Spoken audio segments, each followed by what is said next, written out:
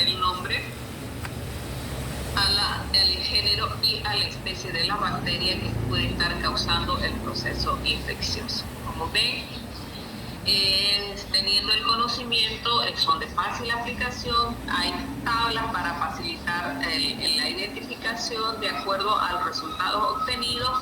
De esta manera nos facilitan de sobremanera la identificación. También tienen que saber que hay sistemas automatizados, que uno se llama semiautomático, que es el API se llama, API 20, 25, significa que hay más de 5 pruebas como tenemos acá, o 6 pruebas, significa que hay 20 pruebas para poder identificar una enterobacteria. Saber que estas pruebas para identificar son básicas. Además de esta, hay muchas otras pruebas que se pueden aplicar para ayudar en la identificación bacteriana. Entonces, estos son lo básico, lo elemental para identificar una enterobacteria, pero tienen que saber que hay unas 20, 30 pruebas más que se pueden aplicar para una identificación, y que hay equipos automáticos. Los equipos automáticos directamente uno les pone el cultivo con las pruebas que tiene el equipo, que oferta el equipo, y directamente nos sale ya la bacteria con género y especie, y lo único que no nos da es la resistencia, que uno la tiene que hacer para ello, como acá dice, un antibiograma. Si es que procede, la bacteria es altamente infecciosa, viene de un sitio estéril, pues tenemos que hacerle su antibiograma. Entonces, con esto nosotros podemos directamente hacer ya una identificación preliminar o parcial. Muchas veces, si es parcial, cuando no logramos más que determinar el género de la bacteria, pero no logramos determinar la especie, vamos a identificar a la bacteria con género y sin especie. Ustedes van a ver en la literatura que dice Klebsiella SPP. Identificación de especie viene de la abreviatura americana, y van a ver Enterobacter SPP o SP, también significa lo mismo, que no se ha logrado identificar la especie, pero sí se ha logrado identificar el género. Cuando no logramos, porque si se acuerdan al principio, cuando yo les especifiqué que hay un género y varias especies, significa que puede ser cualquiera de la especie que si yo no tengo otras pruebas aplicables para la identificación, pues puedo conformarme con colocar el género y sin identificación de especies, pero saber que el antibiograma que le voy a realizar a ese género prácticamente es los antibióticos, sí o sí, voy a informarlo cómo me van a representar en el antibiograma. Entonces, de esta manera, nosotros hemos podido identificar, estamos dando un diagnóstico, hemos hecho los procedimientos correctos, hemos tenido una muestra confiable, entonces no hay donde equivocarse al momento de dar ya un resultado. Entonces, hemos hecho un antibiograma, necesita el médico saber qué antibióticos debe utilizar para curar dicha infección. Algunas infecciones no necesitan siempre del colocado de antibióticos. Por ejemplo, si yo tengo un forúnculo, ¿qué es lo que hace la mamá en la casa? Lo único que hace es drenarlo. Drenarlo quiere decir que lo pinchan, lo apretan, sale todo el pus y directamente limpian, y al día siguiente no pasó nada. Entonces el cuadro se ha resuelto simplemente con hacer una pequeña incisión y drenar. Entonces, o entrar al quirófano y que hagan una limpieza, y prácticamente con eso para la infección. Entonces no siempre se necesita de antibiótico, o hay que hacer alguna otra corrección. Si hay una infección, una obstrucción de las vías urinarias, esto significa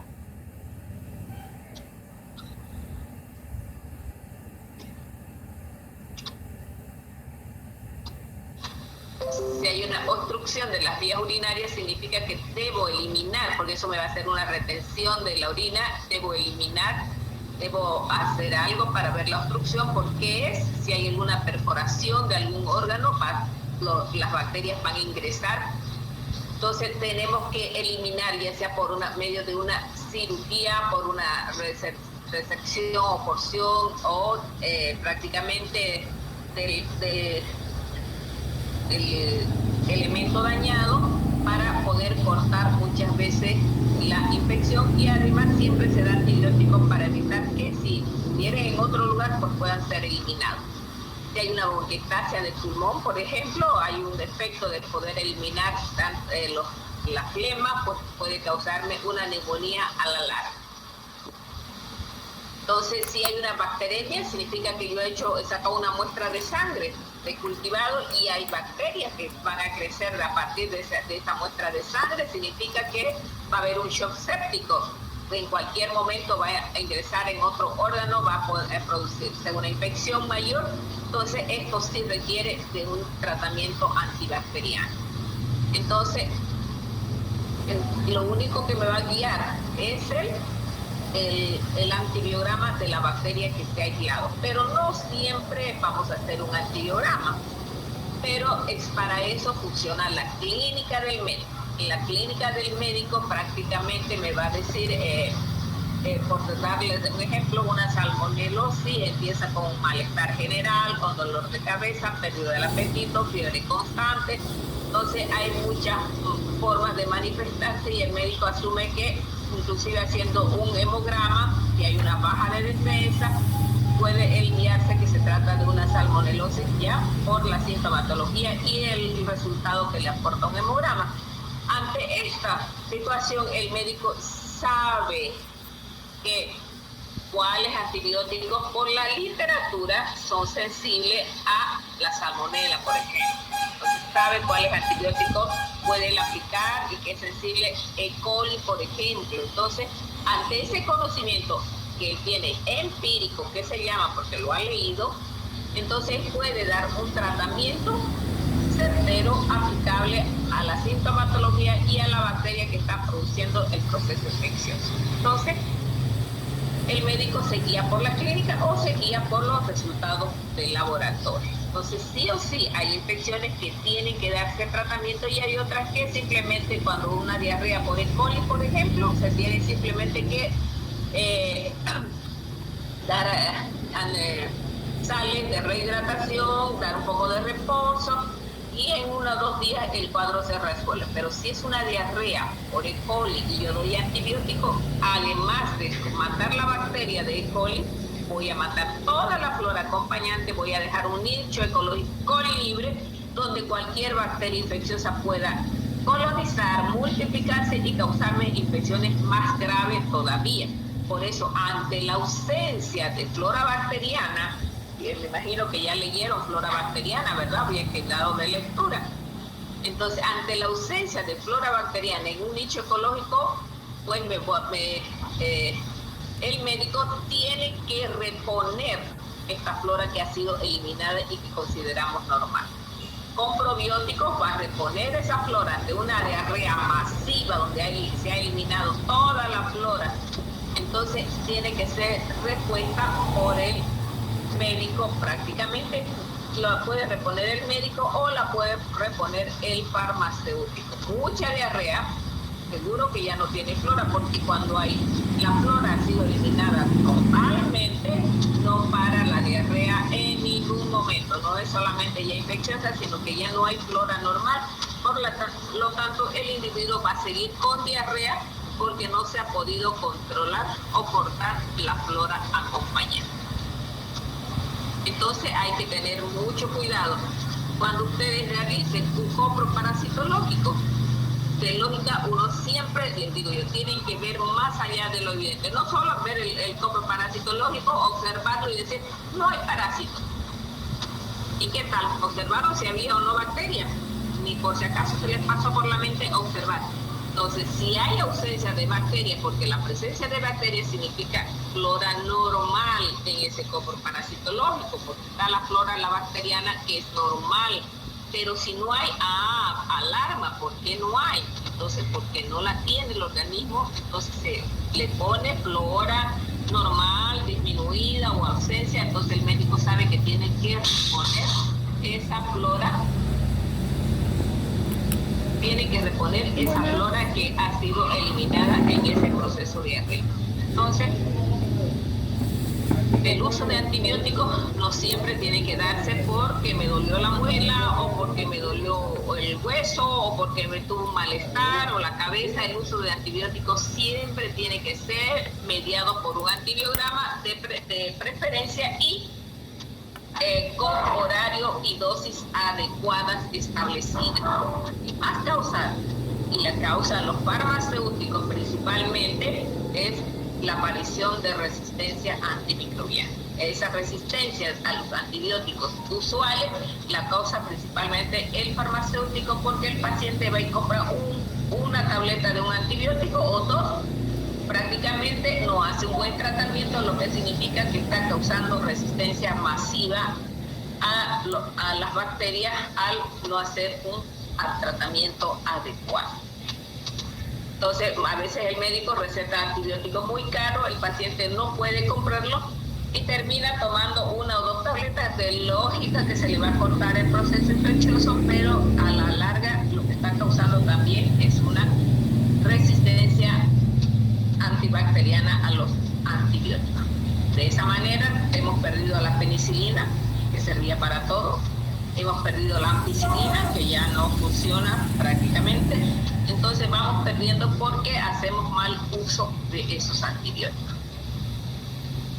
Entonces hay que mantener, sobre todo, hacer prevención. Hacemos prevención cuando hervimos los alimentos, cuando descontaminamos los alimentos, cuando hacemos buena limpieza en hospitales para evitar las infecciones nosocomiales. Entonces hacemos prevención con tomar agua pasteurizada, hacemos prevención cuando no lavamos las manos frecuentemente. Entonces hay muchas maneras higiénicas de hacer prevención. De esta manera reducimos el riesgo a exposiciones de cepas que pueden producir gastroenteritis, como la Escherichia coli, la Yersinia, la Shigella. Entonces, de esta manera nosotros disminuimos los riesgos. Entonces, tenemos que cocinar bien la carne para poder reducir las infecciones por la E. coli enterohemorrágica.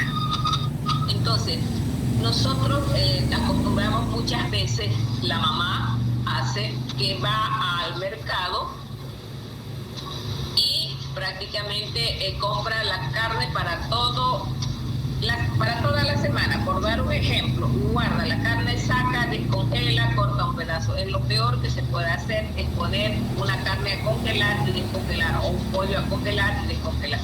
Si uno va a utilizar durante toda la semana, pues tiene que alicuotar por partes para utilizar solo la parte que va a descongelar en ese día, para evitar las contaminaciones con las bacterias ambientales. Entonces, de esta manera nosotros vamos a ir minimizando el riesgo. Entonces, cuando hay la presencia de bacilos entéricos en agua, en leche, se acepta una contaminación fecal. Si hay bacterias coliformes, que le llamamos, significa que hay contaminación fecal por agua negra o cualquier otra fuente o mala manipulación de la persona. Entonces, de esta manera, nosotros utilizamos esto como un vehículo, directamente introducimos la bacteria adentro. Dentro puede ser que sea muy grande la contaminación, no vamos a verla, simplemente la vamos a ingerir y de ahí nos vamos a enfermar, ¿verdad? Empezamos con los malestares, pero debido a que no hemos hecho un buen consumo para prevenir una infección. Sabemos que siempre tenemos que lavarnos las manos después de manipular, de ir al baño, manipular alimentos, siempre antes de manipular los alimentos, lavarse las manos antes de consumir los alimentos.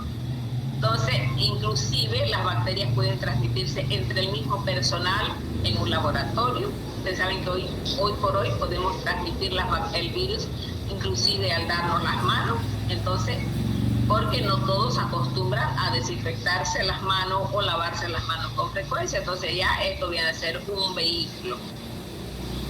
Entonces, todo el equipo que ser utilizado en los hospitales para toma de muestras tiene que ser estéril, todo el material para la toma de muestras tiene que ser estéril, los líquidos que van a ser administrados tienen que ser estériles para evitar una infección ya sea intrahospitalaria. Entonces, evitar los procesos invasivos, digamos, en los hospitales. ¿Cuáles son los procesos invasivos en los hospitales? Son la cateterización, la colocación de suero, de sonda, de vía central o vía periférica. Esos son vías de entrada que nosotros a necesidad requerimos, pero que no deben estar colocados por mucho tiempo porque se considera que es la puerta de entrada. Entonces, de esta manera nosotros nos ponemos en riesgo o ponemos en riesgo al paciente cuando introducimos cuerpos extraños. Bien, generalmente el tratamiento sea para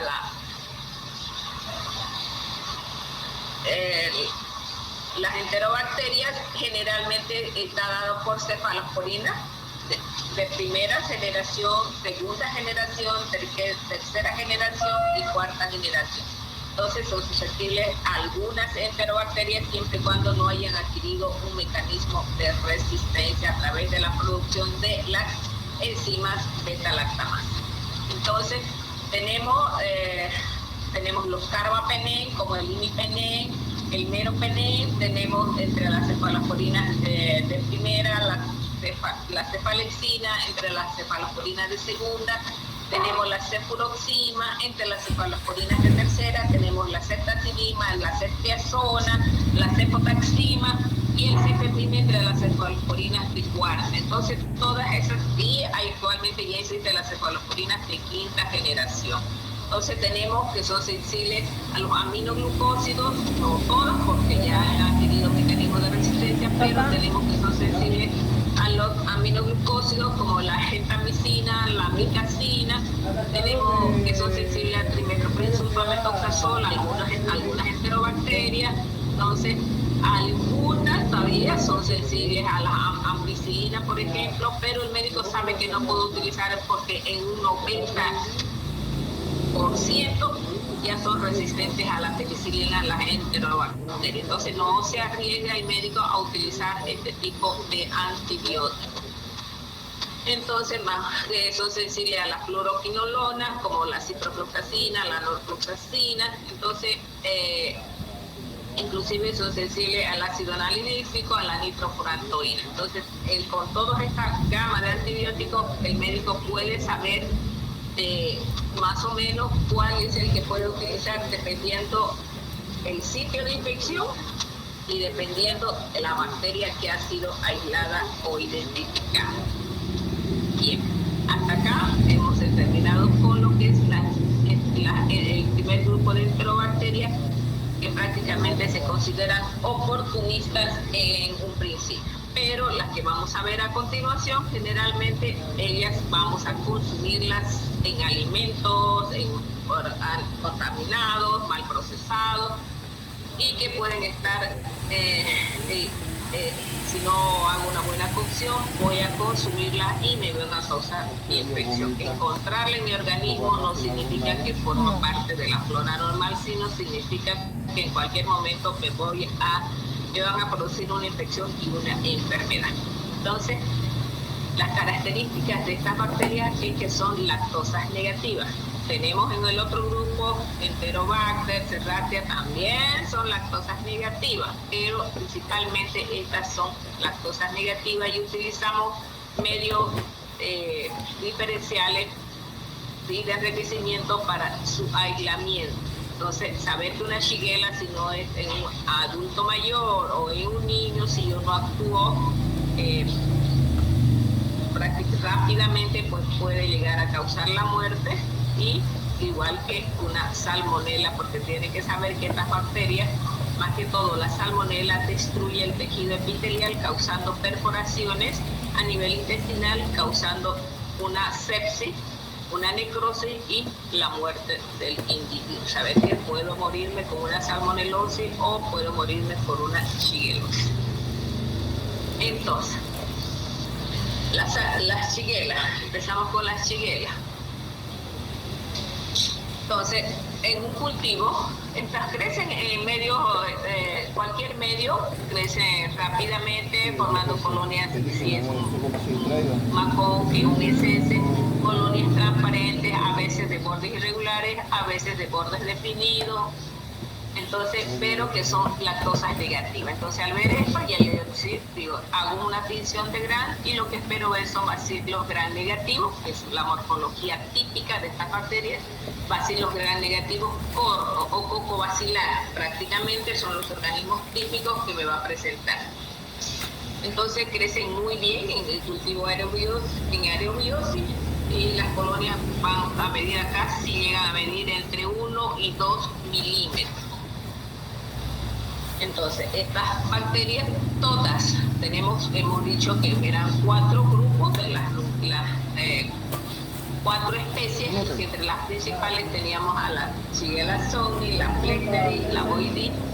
Entonces, todas estas fermentan la glucosa, pero no la lactosa. Entonces, todas fermentan la glucosa. Ninguna fermenta lactosa, forman ácido, pero a partir de los carbohidratos, pero no producen gas. Algunas fermentan el manitol, isognii, y isognii es ornitina descarboxilasa positiva, a diferencia de las otras. Vamos a ver más adelante un cuadro donde nos va a explicar correctamente para poder distinguir con sus pruebas bioquímicas. No tienen motilidad, no producen la enzima descarboxilasa ni producen hidrógeno sulfurado. 1350 está. 1350. Entonces, como a nivel de laboratorio, ¿dónde está? Acá. A nivel de laboratorio, nosotros podemos identificar de esta manera, que lo vamos a ver más adelante, pero esto nos indica que es una salmonela, pero no sé qué salmonela, si es Dysentery, si es Flexneri, si es Boydii o es Sony. Con esto yo simplemente puedo saber que es una Shigella sp. No puedo llegar a especificar si no hago otras pruebas adicionales que la vamos a nombrar más adelante. Entonces, como solamente he logrado decir que son Shigella simplemente por las pruebas que yo puedo presentar, pero si hago un antibiograma y pongo la bacteria en sí, puede ser específica para la bacteria que esté aislada. Entonces, la distinción de estos grupos prácticamente que hemos visto está basada en el antígeno O, que vimos que forma parte de la antigénica de las bacterias. Entonces, el antígeno O de la Shigella son lipopolisacáridos y existen más de 40 serotipos. Ahora vamos a ver el factores de virulencia. Hay 4 serotipos, como les estaba diciendo antes. El grupo A, Dysentery, el grupo B, Flexneri, el grupo C, Boydii y el grupo D, Sony. Entonces, estas todas en un principio causan diarrea porque directamente producen una toxina. La toxina de cualquier bacteria es irritante. Entonces, estas bacterias son irritantes. Va a actuar en el intestino delgado principalmente, donde va a inhibir la absorción de los azúcares, los aminoácidos, y esto va a dar resultado como una diarrea profusa, prácticamente líquida en un principio. Entonces, el factor de virulencia, que es una toxina llamada Shiga, que proviene del antígeno osomático. Estas toxinas son termolables, generalmente también inhibe la absorción de los azúcares y actúa como una neurotoxina, causando tal vez meningismo y el coma en los niños. Entonces, esta propiedad de las bacterias, que prácticamente es invasora, una vez establecida, colonizada en el intestino delgado, van a producir la toxina que va a producir una diarrea abundante, en un principio líquida, y que luego al destruir el epitelio va a producir sangre, un sangrado que va a producir unas heces ya menos líquidas, pero con hilos de sangre. Entonces muchas veces esto también al alterar el tejido, pues prácticamente va a producir el agregado de leucocitos. Si yo hago una transmisión de Gram de una materia fecal, muestra que tiene bacterias y leucocitos, entonces yo voy a asumir que es una infección bacteriana prácticamente. Van a disculpar un ratito, es una llamada de Paulita. Sí, Paulita. Sí. Le escucho, ¿qué pasó? Problemas de hospital que a veces salen. Entonces, y tienen además estas bacterias proteínas de invasión y de adhesión. Entonces, estas proteínas no permiten que la bacteria sea fagocitada porque se adhieren fuertemente al tejido epitelial. De esta manera evitan ser fagocitadas y producir la toxina masiva, que es una exotoxina para alterar el equilibrio ácido básico con eliminación de electrolitos hacia el exterior. Entonces, si vemos nosotros la dosis infectante, ustedes saben que la infección es mano-boca, significa que con mis manos estaban contaminadas y yo cogí el alimento, la contaminación es directa. Somos portadores, la contaminación es mano-boca, directamente se va a establecer en el intestino delgado en una primera instancia. Al establecerse en el intestino delgado, prácticamente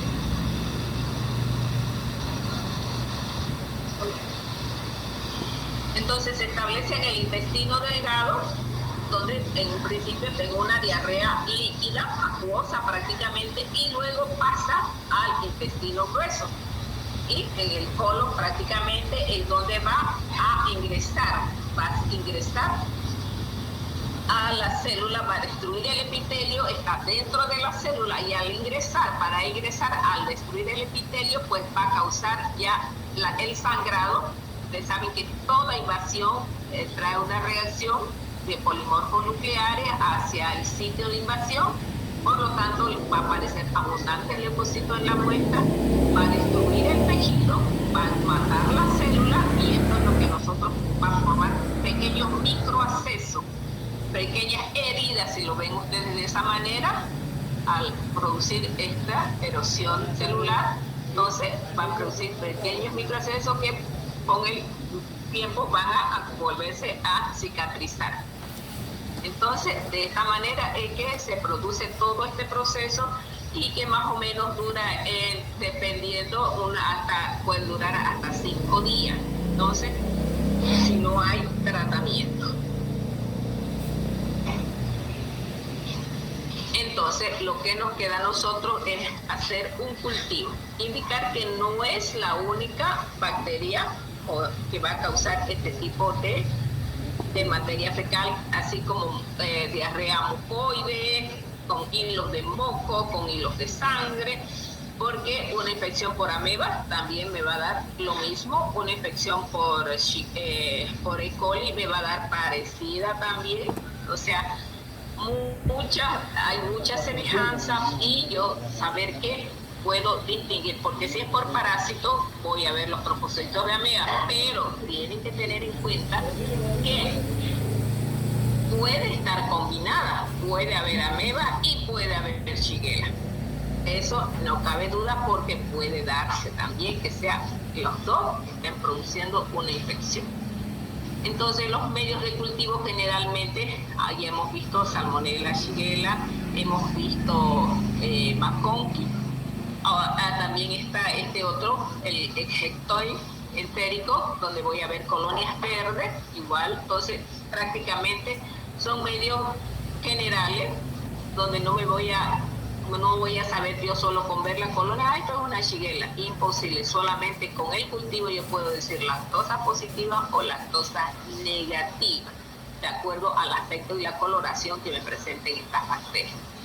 Entonces, una vez obtenida la muestra, ya hago todo el procedimiento que hemos visto ayer, que hemos indicado, por puntura de fría en el PCI, en la lisina igual, ligera, siembra en citrato, veo la urea, hago la motilidad, no tiene motilidad, pero también hay otro medio que es el rojo de metilo, donde estas en 24 horas dan una positividad absoluta, de 100% cuando se trata de Shigella, el rojo de metilo es positivo. Hasta ahí he dicho yo que solamente puedo decir Shigella SPP, como ustedes lo quieran. Pero con la prueba del manitol y de la ornitina ya yo puedo dar ya puedo llegar a ese género que lo hice acá y a especie, por darles un ejemplo. Estas bacterias son capaces de fermentar manitol, solamente Flexneri y Sony. Prácticamente Flexneri, Boidi y Sony. Entonces, estas tres me fermentan manitol. Si las tres me han fermentado manitol y una no, significa que es disenteria. Entonces, si además de eso, tengo tres aquí, no sé cuál de estas tres puedo yo distinguir, hago un medio que no está acá, que es parecido al de la glicina, que se llama ornitina, que es otro aminoácido.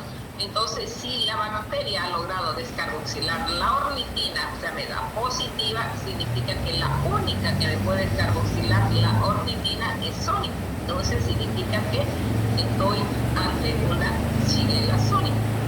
De esa manera, hay otras pruebas que es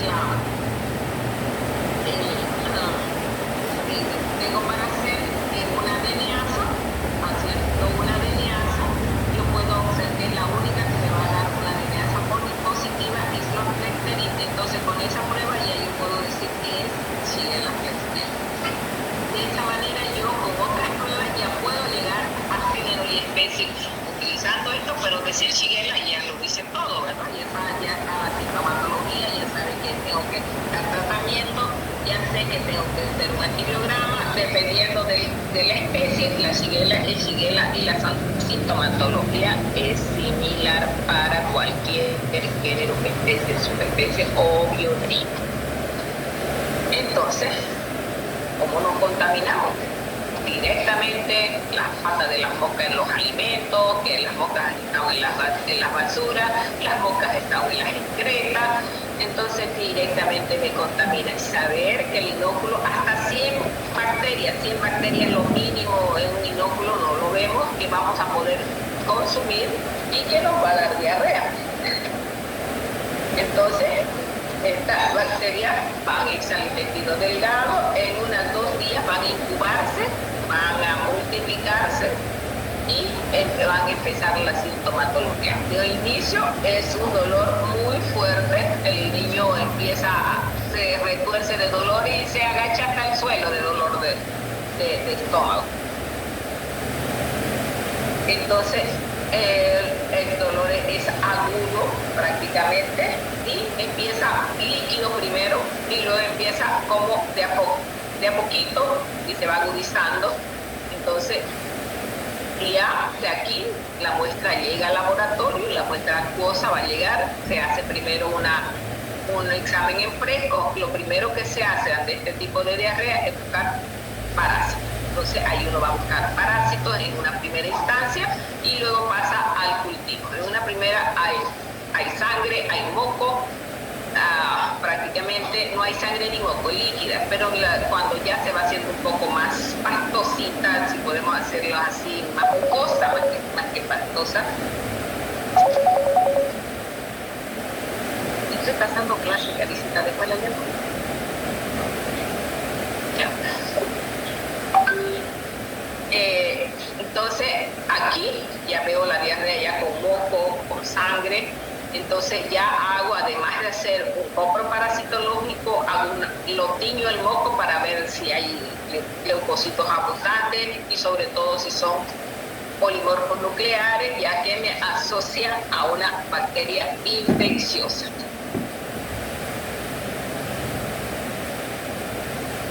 Entonces, y generalmente, como hay destrucción de tejido, va a haber fiebre, hay alta pérdida de líquido, va a haber calambres abdominales, hay malestar general, el niño inclusive se deshidrata y puede llegar a ser hospitalizado. Cuando nos llega la muestra, pues hacemos la siembra característica para poder observar si se trata o no de una enterobacteria. A veces puede ser una E. coli directamente, a veces en la Shigella se hace el antibiograma y se da tratamiento. Ojo, acá, si se trata de una enterobacteria, de una E. coli, nosotros no hacemos antibiograma cuando la muestra proviene de materia fecal, porque por lo mismo que les decía antes, forma parte de la flora bacteriana entérica normal. Por lo tanto, el resultado indica, no se realiza antibiograma por tratarse parte de la flora entérica normal. Entonces el médico sabe que él va a rehidratar al paciente, lo va a poner en reposo, va a darle tal vez algo que le ayude en el proceso diarreico. Hay muchos antidiarreicos que no tienen antibióticos que pueden ser tomados. Entonces hace un tratamiento para una diarrea y hasta que se corta en 1 o 2 días, porque este tipo de diarreas son autolimitadas, no así la de Shigella.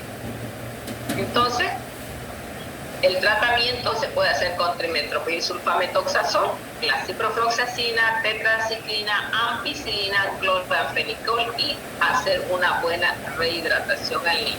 Entonces, ¿quiénes son las personas que más expuestas están? Son los niños que van al kinder, los niños que van en la guardería, porque ellos se comparten chupetes, comparten juguetes que meten a la boca. Entonces, así se hicieron caquita, no lo limpiaron a tiempo, entonces de esa manera entre ellos se empiezan a contaminar. Entonces, y de lógica que al recogerlo el padre, también se va a contaminar hasta llegar a la casa, bañar o limpiar al niño, pues ya se ha contaminado en ese trayecto. Entonces, los familiares que van, si no hay una buena limpieza, pues no se acostumbran a lavarse las manos, ni desinfectar los alimentos, agarran el pan, la fruta, pues la cadena se hace larga, ¿no? Entonces, generalmente personas que no tienen muy baja higiene o poca higiene son las que más expuestas están a contaminarse con una Shigella y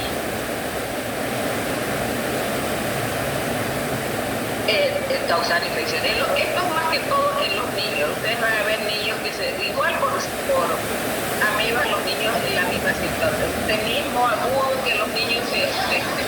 En cambio, en los adultos la diarrea es autolimitada. Entonces se va a desaparecer en 1 a 5 días. Ese paciente puede quedar como un portador. Entonces, la pérdida de líquido y de ácidos, producir acidosis es lo que afecta tanto a los niños como a los ancianos. Se desarrollan anticuerpos. Se pueden desarrollar anticuerpos, van a desarrollar anticuerpos, pero estos anticuerpos no son tan protectores. Eso significa que si me vuelvo a consumir las bacterias, puedo ingerir las bacterias, me va a dar otra vez la misma sintomatología. Entonces, no me protegen de por vida, ni me protegen ante una nueva invasión o una reinfección, los anticuerpos que va a producir mi organismo. Entonces, siempre es importante hacer un diagnóstico o una tinción de Gram para poder observar la morfología del moco, buscando siempre el leucocito más que todo, y la morfología de los leucocitos de preferencia significa que son polinucleados, donde se indica que la infección puede ser bacteriana. Entonces ya me sugiere una infección por Shigella. Entonces, si se tratase de una una disentería mediana, generalmente se observan células mononucleares y de lógica se puede observar los trofozoitos o los quintes de esta mueva histolítica. Bien. Entonces el humano es el único reservorio que tenemos de la Shigella. Se transmite de persona a persona, que la transmisión generalmente es fecal oral.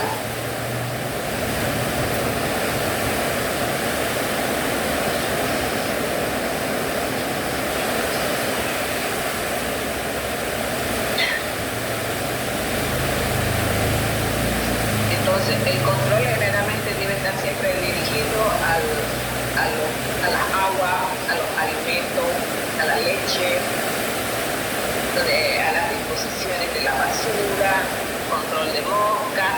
Ustedes saben que vamos a cualquier parte que vamos, siempre están las moscas. Entonces, si están en contacto con la basura, las excretas, pues con seguridad que van a llevar las bacterias a los alimentos.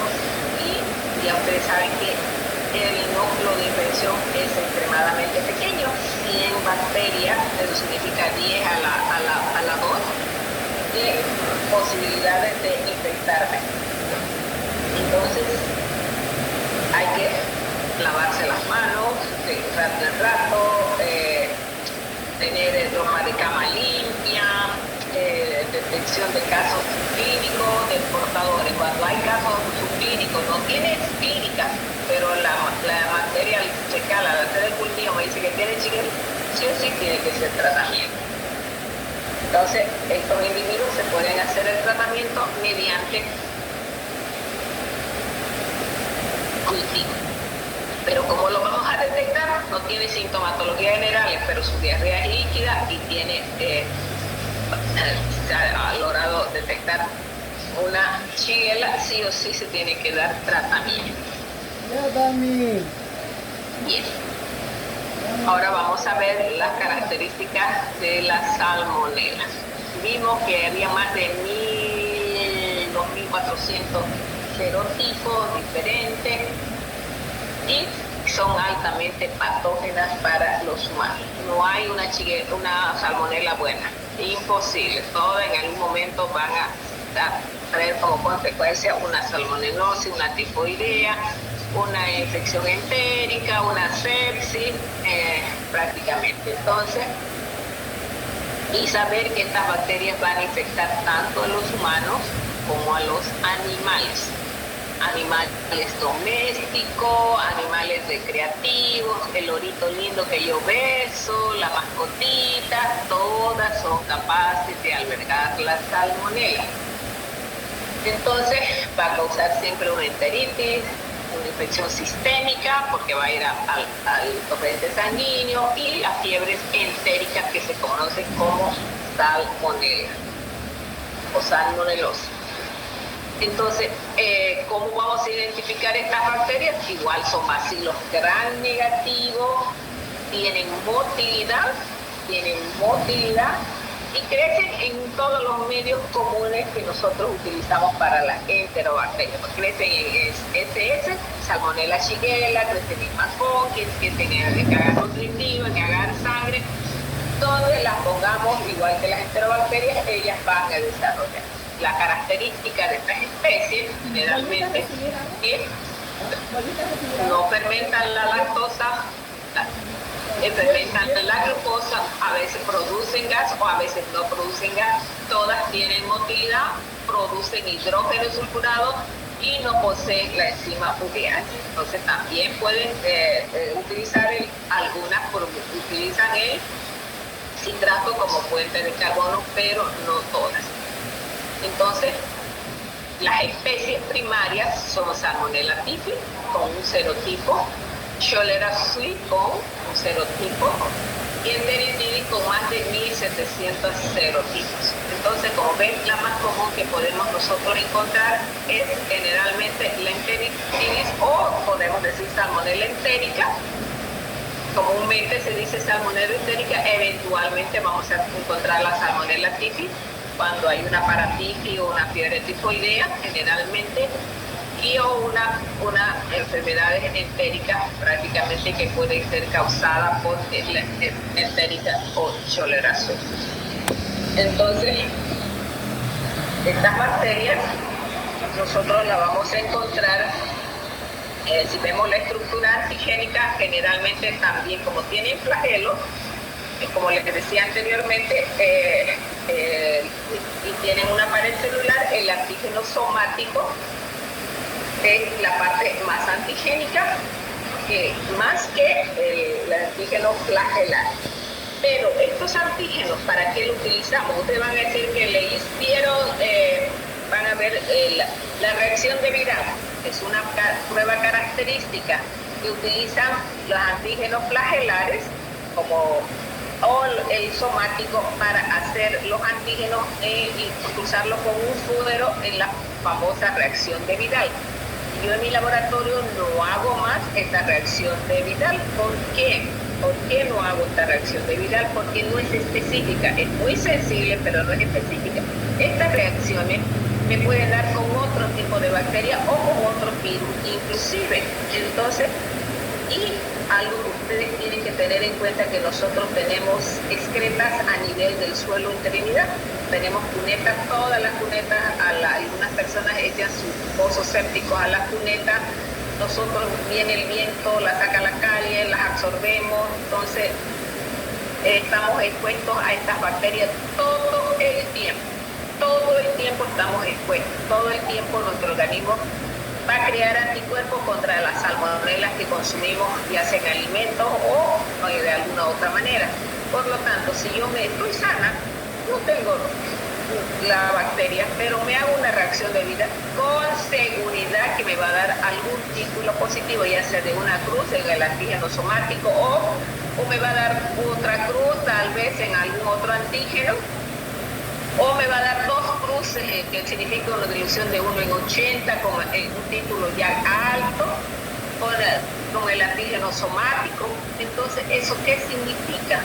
Que yo he estado en contacto con la bacteria, pero no tengo sintomatología. Ahí me crucificó el doctor, dice, ¿no? 4 cruces, una dilución de 370 prácticamente, porque no hace diluciones cuantitativas, sino cualitativas, y vienen y me dicen que me ha sacado un título de 4 cruces. La persona lo ve, el médico, el resultado, 40, le da 40 ciprofloxacina, le da 30, qué sé yo, trimetoprim. ¿Para qué? ¿Acaso tiene la sintomatología característica de una salmonelosis porque lo dice? Ese resultado incluso que no es nada específico. No, ¿verdad? Entonces no podemos andar por la vida creyendo que una reacción de Vidal me confirma ningún diagnóstico. ¿Es sensible? Sí. ¿Específica? No. Por lo tanto, más le ayuda a hacer un hemograma con la sintomatología que tiene el paciente para definir si se trata o no de una salmonelosis o de una fiebre entérica. Entonces, estas bacterias también van a ingresar por vía digestiva. Prácticamente ingresan por vía digestiva.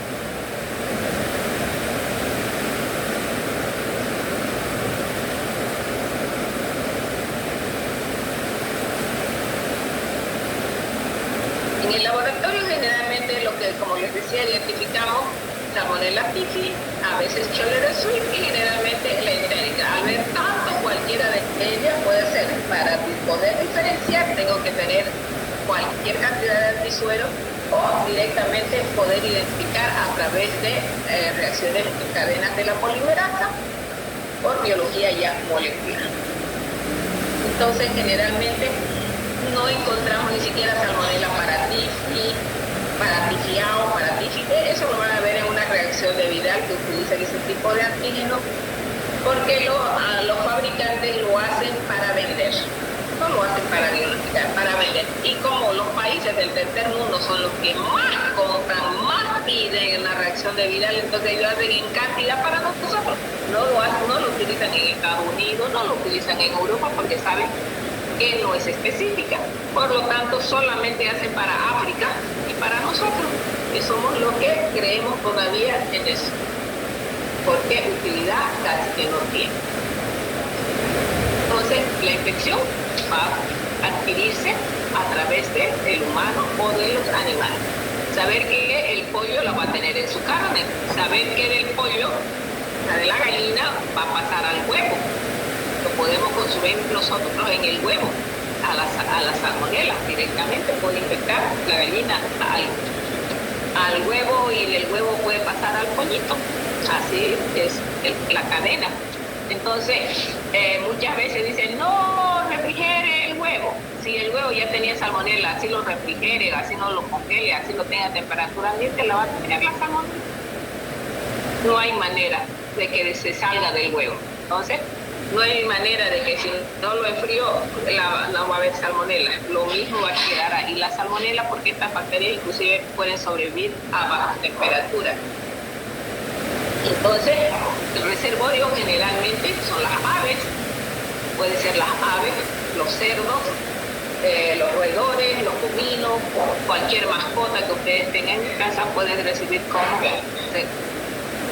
reservorio. Entonces, puede causar lesiones focales, como les decía, una vez ingresado en el intestino, perforar el intestino, salir al torrente sanguíneo, ponerse en cualquier hongo, causar una sepsis, una meningitis, causar una fiebre entérica, entonces una enterocolitis, inclusive una gastroenteritis, va a haber una colonización muchas veces asintomática.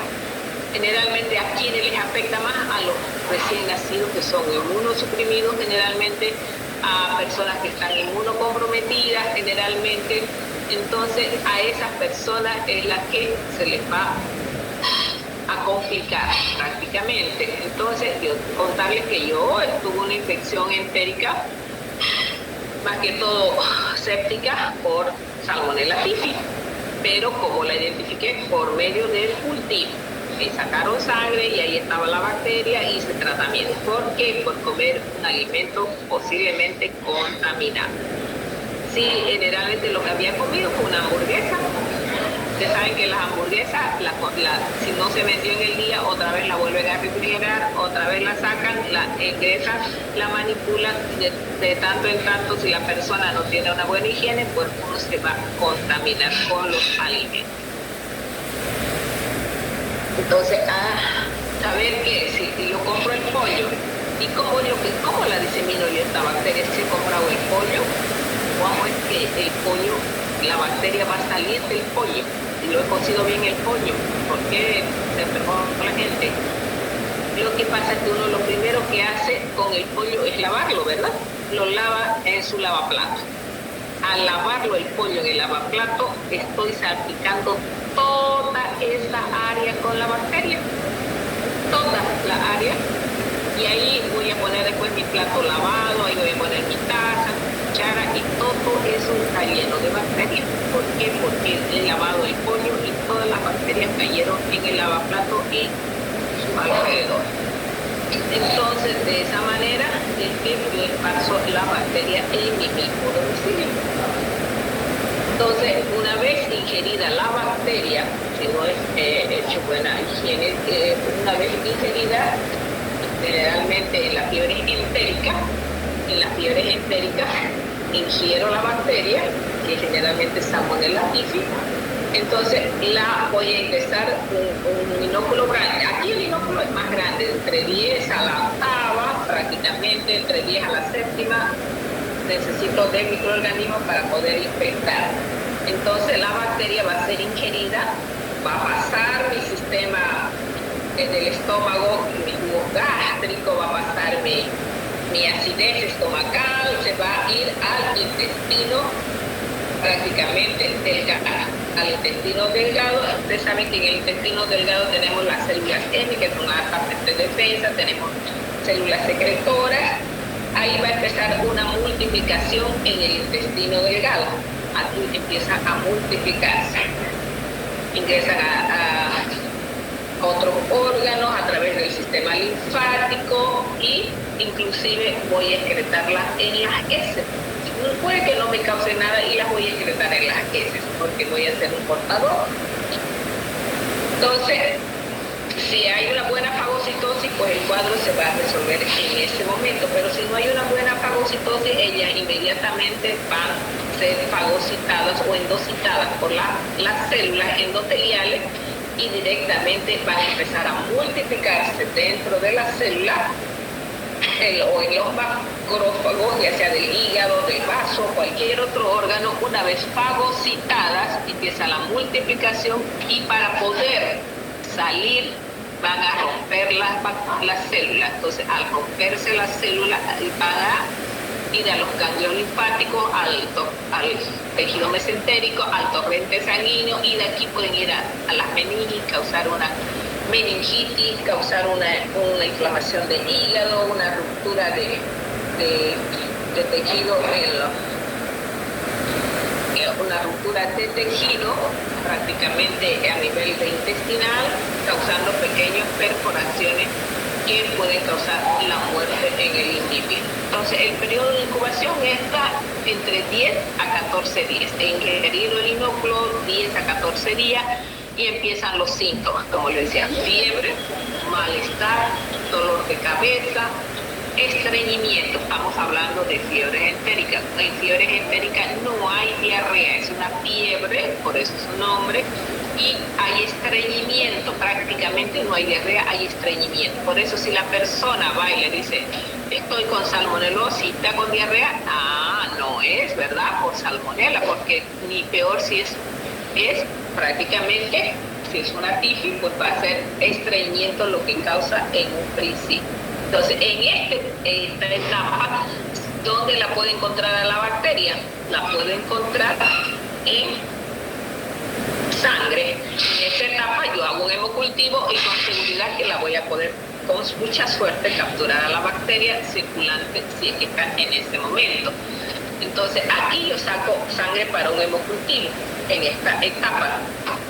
Y de aquí puedo yo ya identificarla y empezar el tratamiento, que generalmente son 14 días con antibióticos inyectables. No adelanta dar nada vía oral. Van a ir a su farmacia, no pueden dar oral porque no va a consentir el estómago.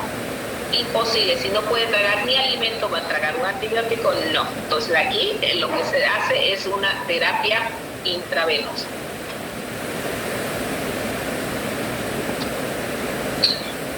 Entonces, y el antibiograma, como es el hemograma, nos ayuda grandemente. En esta etapa, el hemograma nos ayuda grandemente porque cuando hay una infección bacteriana, se eleva en unos primeros días, se me va a disparar la fórmula leucocitoria. Voy a tener por lo menos unos 11.000, 10.000 leucocitos, y luego a los días, en el segundo día o tercer día, va a disminuir. De tener 11.000, voy a aparecer con 2.000, 2.500, 1.500, 4.000 tal vez, exagerando. Entonces, eso es lo que le indica al médico que se trata de una salmonelosis o una fiebre entérica asociada a la sintomatología que tiene el paciente. Cuando no hay un tratamiento oportuno, pues prácticamente va a necrosar, como ven acá ustedes, va a necrosar el tejido, ya sea linfoide, ya sea en el hígado, ya sea en la vesícula. De ahí que vienen los ataques de vesícula, ataques de apéndice, porque esta bacteria se ha localizado ahí y ha roto tejido, ha producido un proceso inflamatorio. Inclusive puede ingresar al periósteo, a los pulmones, puede causar muchas complicaciones graves, enterohemorrágicas, por perforación intestinal. Perfora el tejido perforado, si no se actúa ya con cirugía rápida y cortar esa parte perforada, el paciente muchas veces puede fallecer. Entonces, las lesiones muchas veces son focales, se sitúa en algún órgano específico, generalmente la que es causada por Cholera suis o por prácticamente invaden el torrente sanguíneo, pueden lesionar pulmones, como les decía, huesos. Generalmente aquí también se los puede capturar, o sea, las puede O sea, no está sexy, la manera de identificarla es a través de un hemocultivo. Por la salmonelas entéricas o titimurio que van a ver en alguna literatura, los síntomas se presentan después de 8 a 48 horas. Más horas ya se presenta cuando es una infección entérica. Igual se presenta con náusea, cefalea, vómito y diarrea. Estoy hablando ya no de fiebre entérica, ya, sino de enterocolitis, que es lo que se conoce, antes decía gastroenteritis, hoy dice enterocolitis generalmente. Entonces ya los síntomas es igual, hay diarrea, aquí en esta hay diarrea profusa, hay poca fiebre generalmente, hay pocos leucocitos en las heces y los síntomas desaparecen en 2 a 3 días. Si el médico da tratamiento porque estaba la salmonela en las heces, tampoco no es lo correcto, porque va a ser eliminada en 2 o 3 días, se va a eliminar. Puede que quede portador sin síntomas, pero generalmente en esta etapa de diarrea producida por una salmonela entérica, generalmente es autolimitada y no necesita un tratamiento complicado en esta circunstancia. Entonces puede haber algunos procesos inflamatorios, intestino grueso y delgado. Si yo hago una persona que tiene una gastroenteritis, que esta bacteria es localizada, entonces se ha localizado ahí, no me adelanta hacer un hemocultivo porque no ha pasado al torrente sanguíneo, ha producido un proceso inflamatorio, pero no ha pasado al torrente sanguíneo, por lo tanto no voy a poder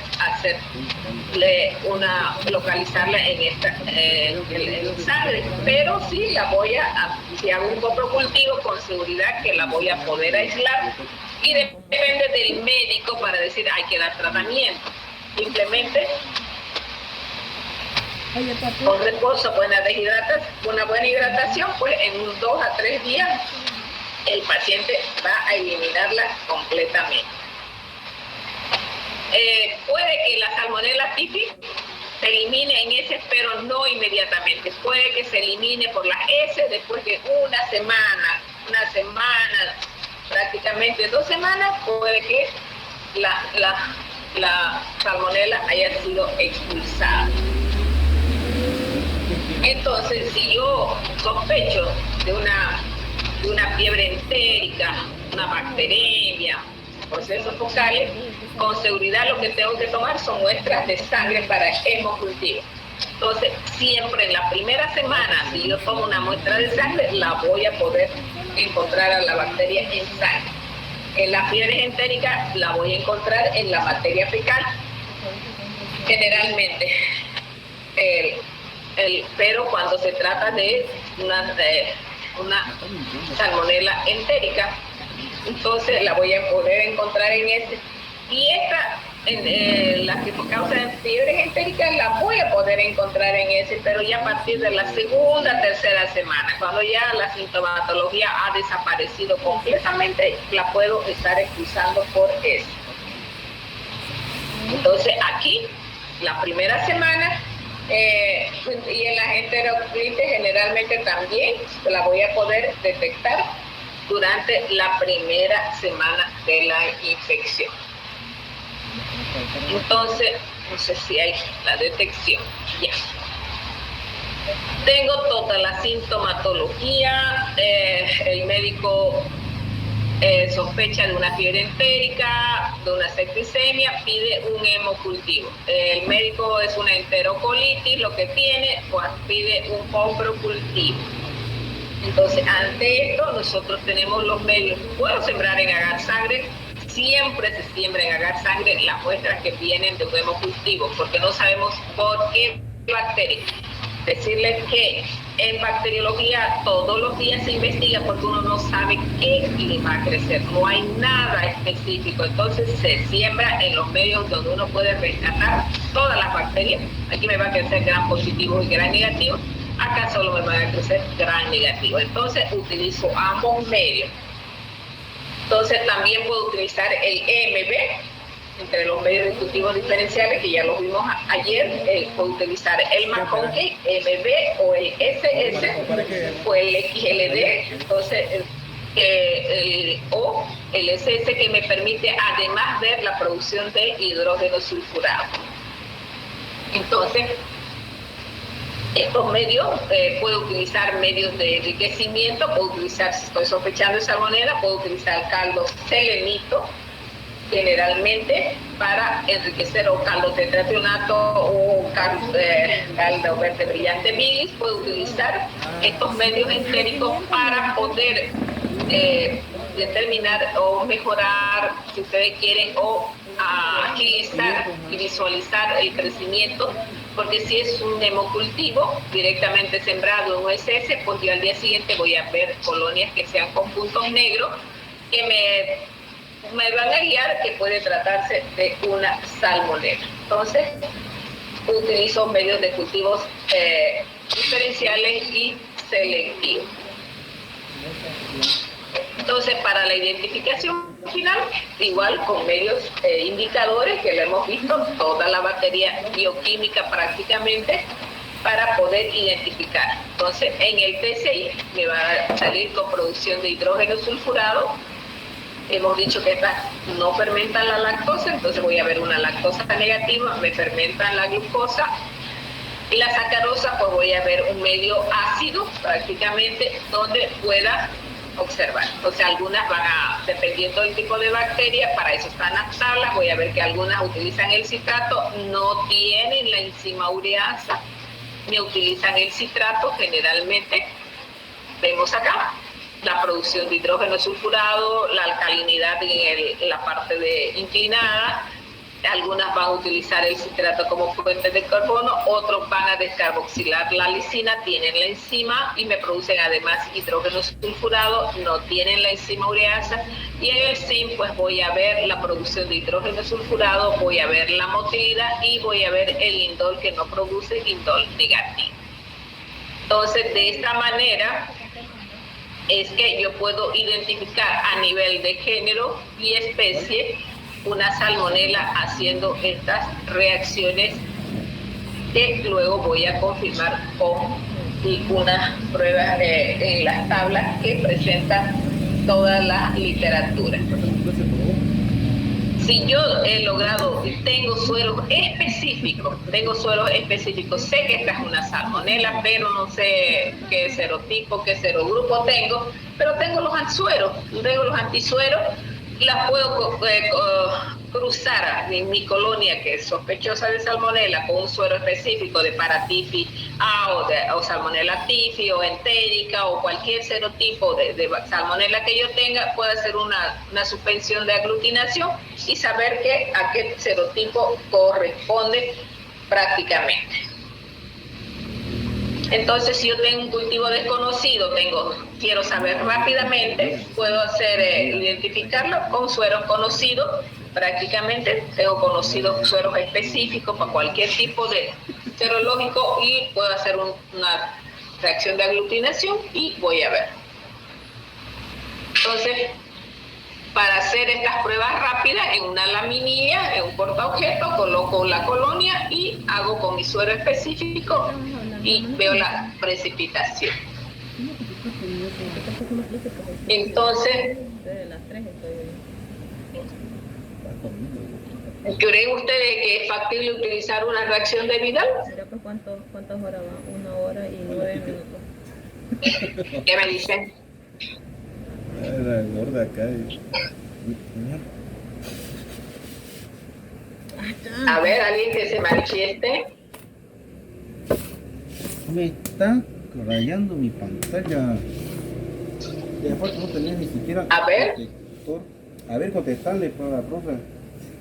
¿Cuál profe? Es doctora, no es Lisa. ¿Nadie habla? No digas nada, Lila, no sabes. Creo que van a exponer ustedes de aquí en adelante la clase porque no me han entendido nada. ¿Qué dijo? Ya se la graba. ¿Qué dijo? Doctorita, ¿puede repetir por favor la pregunta? ¿Creen que es útil una reacción de Vidal para la identificación de una bacteria entérica? ¿O No, doctora, porque son muy sensibles. No. Doctora, sí es útil para saber si una persona tiene la bacteria que es de la salmonela. No, hemos dicho, o sea, sí puede utilizarse, pero no para el diagnóstico de la salmonelosis en sí, porque los anticuerpos ante un contacto recién se elevan. En toda infección bacteriana o viral, como ustedes quieran, los anticuerpos producidos por la salmonela en el individuo se elevan recién en la segunda semana. En la segunda semana voy a tener anticuerpos detectables en gran cantidad y que se van a duplicar o triplicar en la tercera semana. Entonces necesito 2 muestras. ¿Para qué me serviría esta reacción de Wiener? Para decirme si estuvo con salmonela hace 2 semanas. Sí, era salmonela.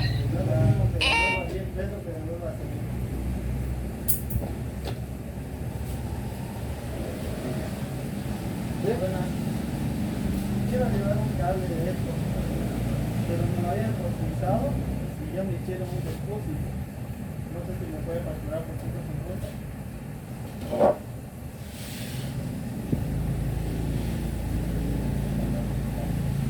¿Cuánto sería el cambio? No sé qué dijo la doctora. Ya.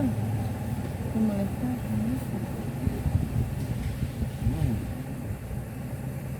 No sé qué dijo la doctora. Ya se fue.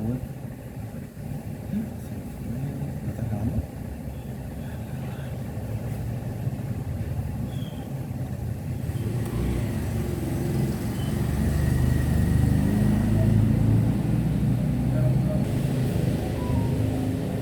Semanas esos títulos se me van a duplicar.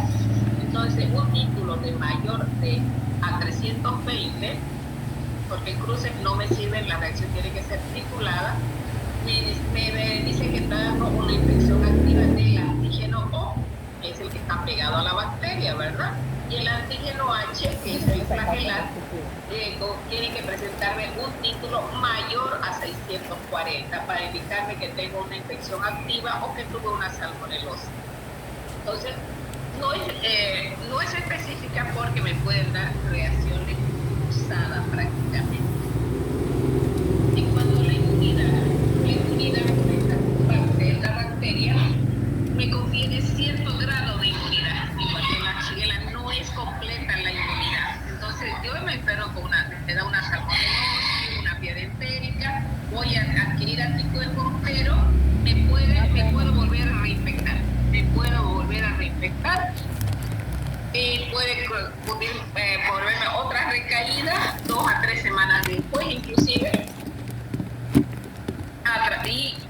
A pesar de una recuperación que me ha dado cierta cantidad de anticuerpos, yo puedo presentar recaídas nuevamente. Entonces, de esta manera es que podemos ser portadores crónicos. Muchas veces hay personas que hay portadores crónicos de salmonela, que de tiempo en tiempo se les reactiva porque pueden quedarse alojadas en algún tejido. Ahí lo bueno es que hay vacunas para colocarse. Entonces el tratamiento hasta ahora sigue siendo sensible algunas a la ampicilina, al trimethoprim sulfamethoxazol o las cefalosporinas de tercera generación, como ser una cetotoxina o la ceftriaxona. Entonces ya hay resistencia a múltiples fármacos. Entonces prácticamente el tratamiento tiene que ser por vía intravenosa porque oral difícilmente pueda soportar la persona un tratamiento oral. Es importante también la enteritis causada en los neonatos porque puede producir focos, aspectos focales, procesos focales, pueden producirse en los niños recién nacidos y causar una enterocolitis o una sepsis a nivel generalizada o una meningitis en estos niños que son inmunosuprimidos. Es que lo va a... Es que...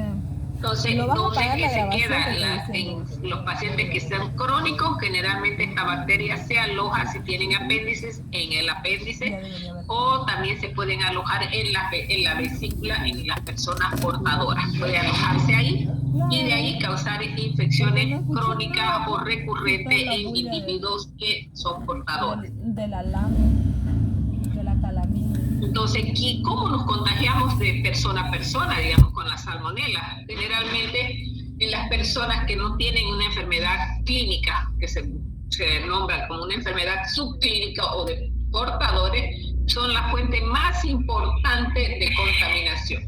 Entonces, muchos animales, que son el ganado bovino, roedores, aves, presentan una infección natural o varios tipos de salmonela que la portan en el tejido, en sus carnes, en las excretas o en el huevo. Entonces, son fuentes de contagio prácticamente. Portadores también las personas convalecientes, que prácticamente, o portadores sanos, que aparentemente decimos sanos, y que manipulan alimentos. Entonces, al manipular los alimentos de estas personas que son portadoras y que van al baño, hacen sus excretas, no se lavan las manos, pues al manipular los alimentos están pasando estas bacterias a los alimentos que van a ser consumidos. Entonces el inóculo, hemos dicho que puede ser, hemos visto que es un inóculo relativamente grande, que va entre el 10 a la séptima, que pueden causar infecciones.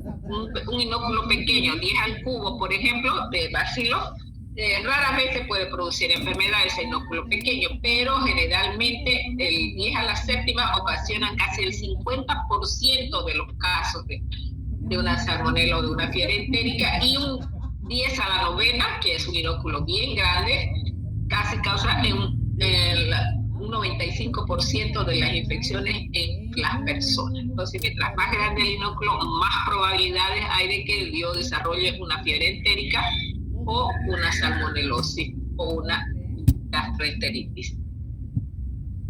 Entonces, generalmente, como ustedes pueden ver acá, estas son las fuentes de infección exógenas. Entonces, alimentos, bebidas contaminadas. Nos gusta tomar mucho los refrescos en la calle, pueden estar contaminadas. Las personas no usan agua clorada para presentar sus alimentos. No acostumbramos a lavarnos las manos. Embutidos, los huevos, el agua que consumimos puede estar contaminada. La leche, productos lácteos pueden estar contaminados. Los mariscos, huevos secos o congelados, como ustedes lo quieran, o huevos naturales también pueden estar contaminados. Cualquier carne y sus productos puede estar contaminada. Inclusive drogas recreativas como la marihuana puede estar contaminada.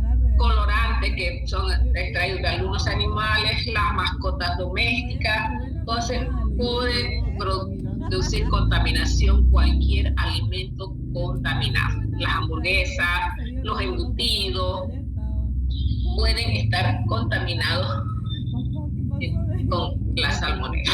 Entonces hay personas que todo el tiempo están con salmonelosis. Entonces, al estar con salmonela todo el tiempo, algunas se compran la vacuna, se colocan la vacuna contra la tifoidea. Entonces, de esta manera ya minimizan el riesgo de reinfección. Entonces, los criaderos de animales tienen que hacer un control. Generalmente a las reproductoras, a las que ponen huevos, tienen que hacerle un control. Todas las grandes granjas tienen su laboratorio de bacteriología. Ellos van, las excretas, examinan las excretas, hacen cultivo de las excretas de los animales para eliminar a las que son portadoras de la bacteria. Entonces se hace control en todos los locales donde venden alimentos envasados, embutidos, hacen control de alimentos y agua. Hacen control a toda su producción avícola y al ambiente para evitar que la bacteria pueda diseminarse y hacer un control, porque pueden hacer tratamientos a los animales en su alimentación y eliminar a la bacteria bacterias sin tener pérdida de estos animales. Entonces nosotros tenemos que tener muy en cuenta de ser personas limpias, limpiar las frutas, limpiar los alimentos, cocinar bien los alimentos, congelarlos cuando sea necesario, porque igual van a sobrevivir muchas veces si es que están contaminadas y la metemos a la heladera. Entonces, cuando ustedes escuchen decir que no hay que meter los huevos a la heladera porque pueden estar con bacterias, si ya la tienen, aunque los enfríen, los congelen, la bacteria va a seguir ahí, no la van a poder eliminar. Entonces, de más es que lo dejemos a temperatura ambiente o lo refrigeremos, si hay bacterias, pues van a continuar estando ahí. Y ya entonces con esto terminamos lo que es los bacilos entéricos gran negativo, y Dios mediante vamos a continuar. ¿Por qué he empezado? Yo antes no empezaba por los bacilos entéricos, empezaba por los estafilococos prácticamente, pero por la práctica, para que no pueda quedar un tema desplazado de la práctica. Entonces, cuando ustedes empiecen a hacer la práctica, van a empezar por enterobacterias. Al empezar ya lo tienen el tema avanzado, les es mucho más fácil comprender la práctica, porque para la práctica tienen que saber que tienen que ustedes sí o sí que leer el tema completo para poder entender la práctica, además de repasar la práctica para realizarla. ¿Por qué? Porque es importante correlacionar la práctica con la teoría. Por eso es que avanzamos enterobacterias en una primera instancia para poder comprender, tener una mejor comprensión de la parte práctica y ya adquirir las habilidades con conocimiento. Entonces ustedes repasen el tema, vuelvan a repasar el tema antes de realizar la práctica, y yo les voy a subir la práctica a la plataforma para que ustedes puedan de ahí bajarlo, leerlo. Entonces, ¿alguna pregunta? Voy a anotar para seguir.